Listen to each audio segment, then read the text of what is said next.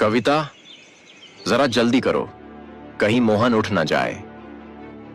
हो गया जी, बस आ रही हूं। हे भगवान, मोहन की रक्षा करना। अब हमारे पास मृत्यु के अलावा दूसरा कोई रास्ता नहीं है। मोहन सिर्फ 8 साल का था। मोहन, मेरे बच्चे, मेरे लाल, अपना ख्याल रखना और हम दोनों को माफ कर देना। हमारे पास इसके अलावा दूसरा कोई रास्ता नहीं है। इतना कहकर कविता और रामू दोनों नदी की ओर जाने लगते हैं। कुछ देर में वे दोनों नदी के पास पहुंच जाते हैं। कविता, घर में कुछ छूटा तो नहीं है? नहीं जी, घर में कुछ भी नहीं छूटा है जिससे मोहन को पता चल सके। इसके बाद रामू और कविता दोनों नदी में छलांग लगा देते हैं और वहीं अपनी जान दे देते हैं। अगली सुबह।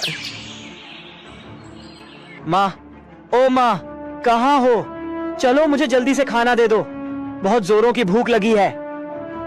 मोहन अपनी माँ को बुलाता है, लेकिन जब कोई जवाब नहीं मिलता तो वो उठकर रसोई में जाता है। अरे माँ यहाँ भी नहीं है, इतनी सुबह सुबह कहाँ चली गई? मोहन परेशान हो जाता है और पूरा घर में ढूंढता है, लेकिन जब उसे घर में कोई नहीं मिलता है तो उसे चिंता होती है।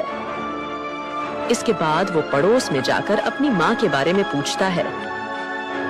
रघु चाचा, मेरी माँ को देखा है क्या? पता नहीं इतनी सुबह सुबह कहाँ चली गई। नहीं मोहन, मैंने तुम्हारी माँ को नहीं देखा। ठीक है रघु चाचा।